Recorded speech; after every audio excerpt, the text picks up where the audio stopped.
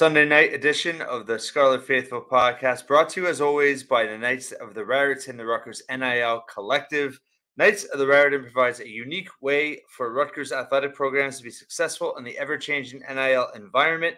Become a member of the Knights of the Raritan for a chance to win giveaways, unique experiences, exclusive event invites, and more.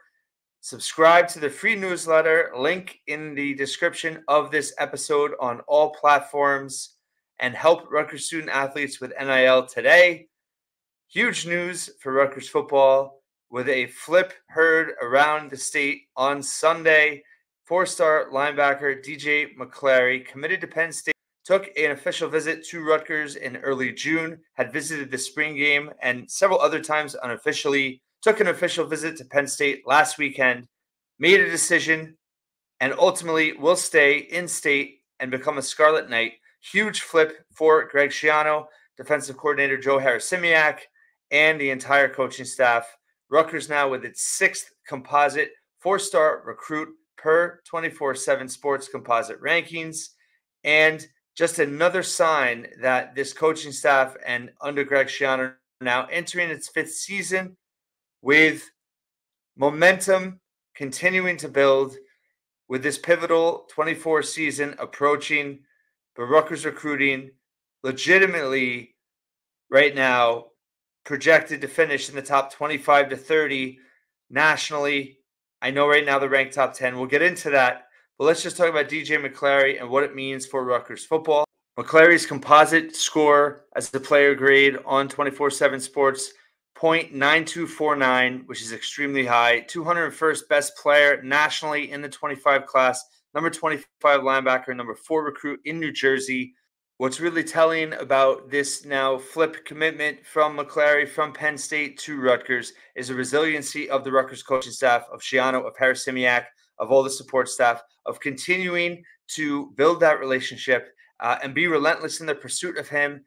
They wisely realized that when McClary committed to Penn State last September, the defensive coordinator, Manny Diaz, had since left for Duke to take their head coaching job at the end of the season, and they did not give up on flipping McClary, who is, an amazing football player. He's not just, a four-star linebacker. I mean, if you know high school football, North Jersey, the kid's just ridiculous. If you watch his film, I mean, he is just insane in terms of unstoppable on both sides of the ball. But, at the college level, he projects as a linebacker.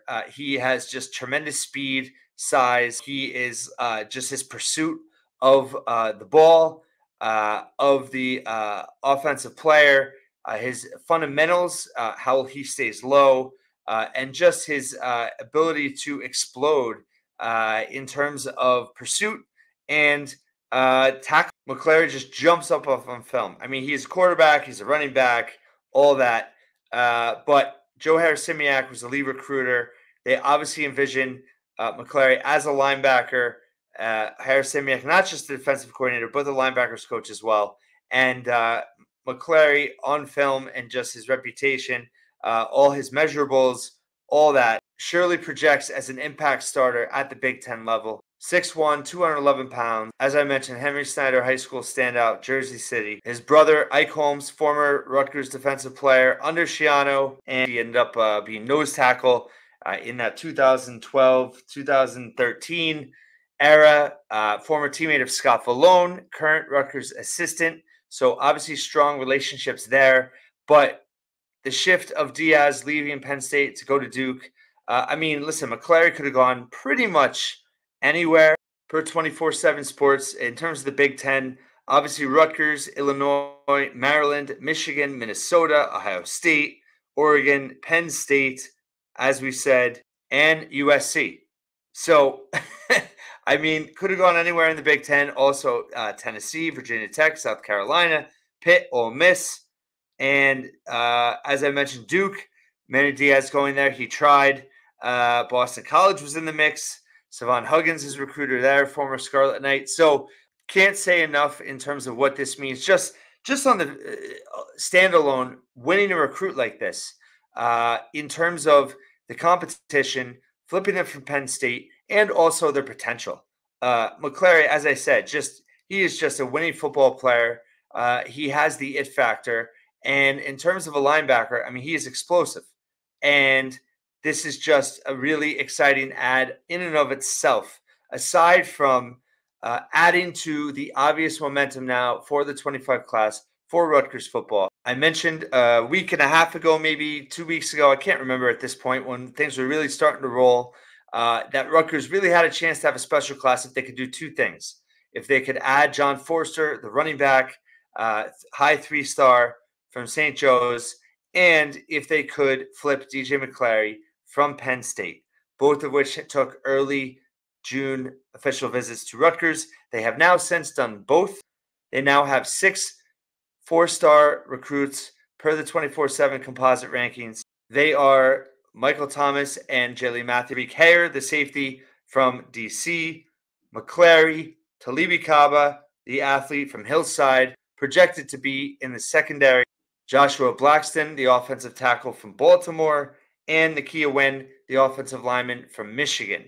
Now, there are some other services that have some other recruits as 4 stars, but I really focus on the composite rankings of 24/7 Sports because it includes all the major recruiting services, and I think it just gives the broader picture of what recruiting really is. And that player grade average, I focused on that a lot, not where the class is currently ranked. And now the player grade average, 28 recruits, 6 4-stars. They have a player grade average of 87.77, which would be the highest average for a Rutgers recruiting class in the modern era. The 2012 class, which is the previous high, is 87.60. So now safely above that. Also, last year's class, which finished number 35 nationally, 86.90. This class trending almost a whole point better. Once you get that 88 plus average recruit for your class, you're talking top 25 usually. Right now, Rutgers, this class, anywhere I'd say from 25 to 32, 33, but it's really trending in the right direction. I do think they'll add some more 28 deep. There's no limits anymore with, over 40 players on the roster in their final year of eligibility. I really think they're going to get between 30 and 35. Still gives room to add through the transfer portal as well. But what Rutgers has done here is really significant. And in New Jersey, what I love about it, and I've mentioned this before, but they've focused on certain regions, right, in the South, North Carolina, Georgia, Florida. They've continued to hone in on some regions within the Big Ten footprint. But now coming back, aside from doing that, they're also now getting big wins in their home state. 5 commits in the top 15 in the 24/7 composite rankings. You have Michael Thomas, number 3 in the state, DJ McClary, number 4, Jalen Matthews, number 7. So 3 in the top 7, 4 in the top 13 with John Forster, the running back from St. Joe's, and 5 with Talibi Kaba, 15 in the state with Jaden Elijah, the offensive lineman from Matawan, and number 21, Rennick Doralis, cornerback out of now Don Bosco, number 22. So that's 7 out of the top 22. And then you have 9 in the top 31. Sandy DeGraffendite, the wide receiver from Atlantic City at 27. And Chris Vigna, the offensive lineman from Bergen Catholic at number 31. 9 recruits in the top 31, 5 in the top 15. This is significant, especially when you look at where a lot of the other top recruits in New Jersey are going. Quincy Porter, the consensus number 1 from Bergen, wide receiver, going to Ohio State. Darren Ickenbaum from Hillside, going to Georgia. You have Jameer Joseph out of St. Joe's, the cornerback going to Penn State.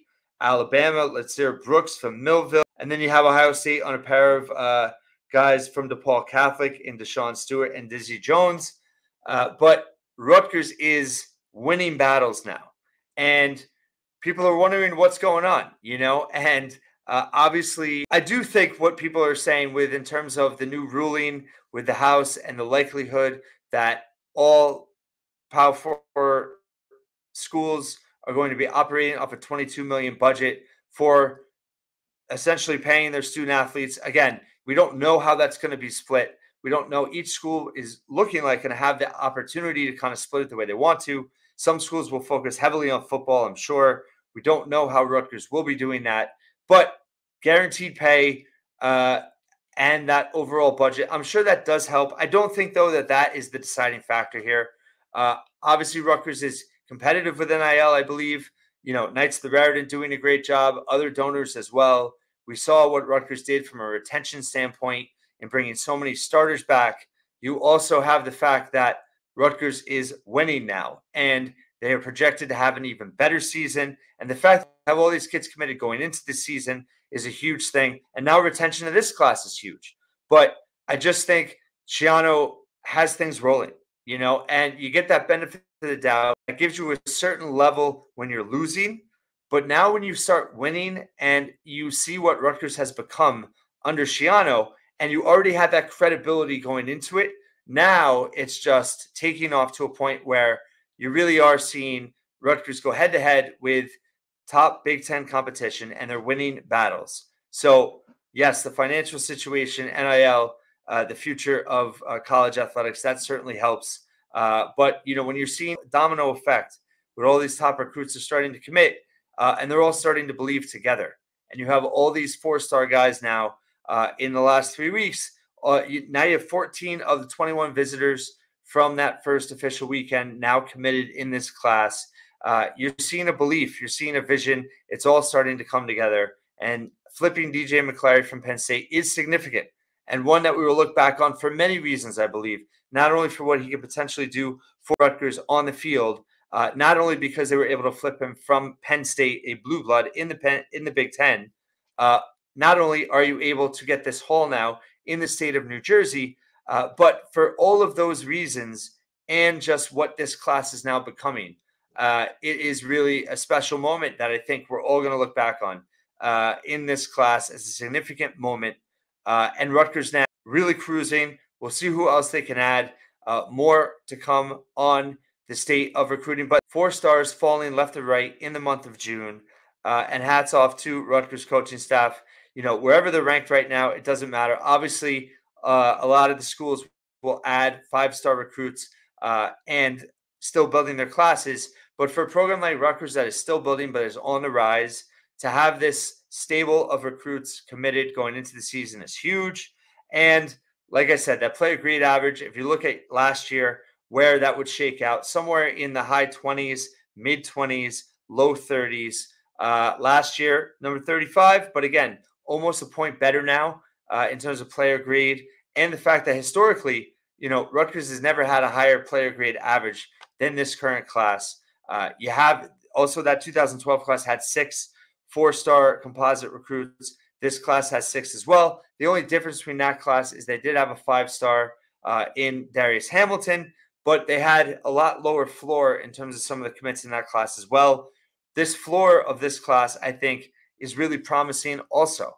So it's not just the 4 stars. We've talked about the receiver talent in this class, the offensive line talent in this class, defensive line, the secondary. David Anderson, I'm going to have him on soon to recap everything. But just the stability of this program, the reputation of Schiano, I think you're seeing that people believe that what happened in his first tenure is very much close to becoming a reality in his second tenure. And we might be on the cusp of that in 2024. And if that happens, then where they take off from last year in recruiting to this year to next year could really be special. But we're seeing a class that has a ton of talent, speed, athletic ability, and the offer lists are just off the charts in terms of a class that Rutgers has been able to get with so many Power 4 offers and Big Ten offers. You're seeing a change. Things are changing, and it's taken a while, and some people have been impatient. And there was a moment where the Schiano tenure 2.0 could have gone the wrong way. But I really believe that things are all moving in the right direction now, and you're seeing that come into fruition in the month of June on the recruiting trail. I think we're going to see it even more so on the gridiron this fall. Can't be more excited. This shirt, Night and Day Apparel, keep chopping. I love this shirt. Type in Scarlet Faithful for a 10% discount. Night and Day Apparel. Rutgers fans, a lot to be excited about with July 4th approaching. This recruiting class, I do think they're going to continue to add a few more spots. We'll see what happens there. I'll have somebody on soon to talk about where they go next, or I'll start to dig into that too as we get into the dog days of summer. Thanks so much for listening and watching once again here at the Scarlet Faithful Podcast.